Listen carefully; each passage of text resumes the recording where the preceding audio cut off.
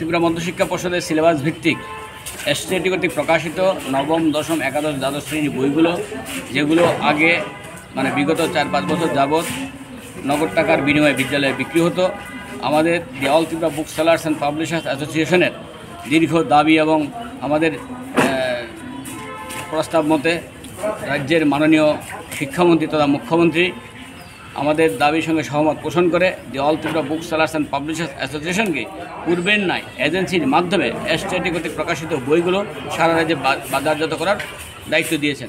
তারই প্রথম ধাপ হিসেবে আগরতলা শহর এবং শহরতলির জন্য আজকে প্রায় 25 লক্ষ টাকার বই, একাদশ থেকে দ্বাদশ শ্রেণীর বই আমরা এনেছি। এই বইগুলো আগরতলা শহর এবং শহরতলির পুস্তক ব্যবসায়ীর হাতে আমরা তুলে দিচ্ছি।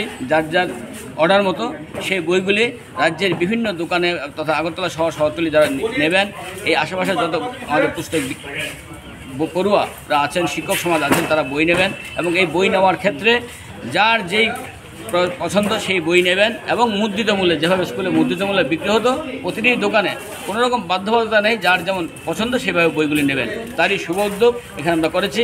আজকে গুড ফ্রাইডে সরকারিভাবে অফিস বন্ধ আমাদের দাবি মতে এবং আমাদের রাজ্যের শিক্ষার্থীদের স্বার্থে এসটিআইটি কর্তৃপক্ষ স্পেশালভাবে আজকে অফিস খোলা রেখে, গোডাউন খোলা রেখে আমাদের বইগুলো সরবরাহ করেছেন। আপনাদের মাধ্যমে তাদেরকে আমরা আন্তরিক কৃতজ্ঞতা জ্ঞাপন করছি।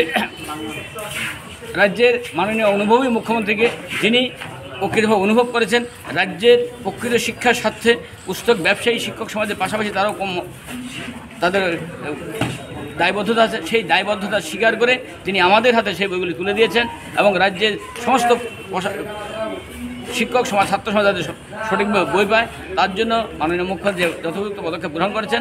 আমাদের the all Tripura book sellers and publishers association থেকে আমরা আন্তরিক অভিনন্দন জ্ঞাপন করছি।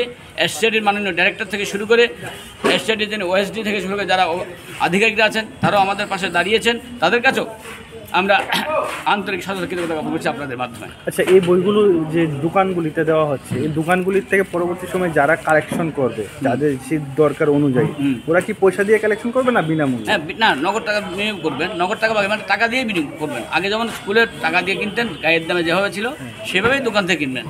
স্কুলে তো সবসময় বন্ধ থাকে, বিভিন্ন মানে সরকারি বন্ধ ইত্যাদি থাকে, কিন্তু দোকান তো 12 মাস 12 দিন মানে এখন স্কুলে আর দেওয়া হবে না, ডাইরেক্ট দোকান থেকে নিতে, স্কুলে আর বিক্রি হবে না, দোকান থেকে নেবে। এখন আগরতলা থেকে সাবরুম, ধর্মনগর থেকে গন্ডাছড়া একই অবস্থা, দোকান থেকে নিতে হবে, দোকান থেকে নেবে। আপনার পরিচয়? আমার নাম Uttam Chakraborty, the all Tripura book sellers and publishers association সাধারণ সম্পাদক। আমাদের কর্মকর্তারা কাজ করছেন এখানে সকাল থেকে, এই বই বিলি করছে।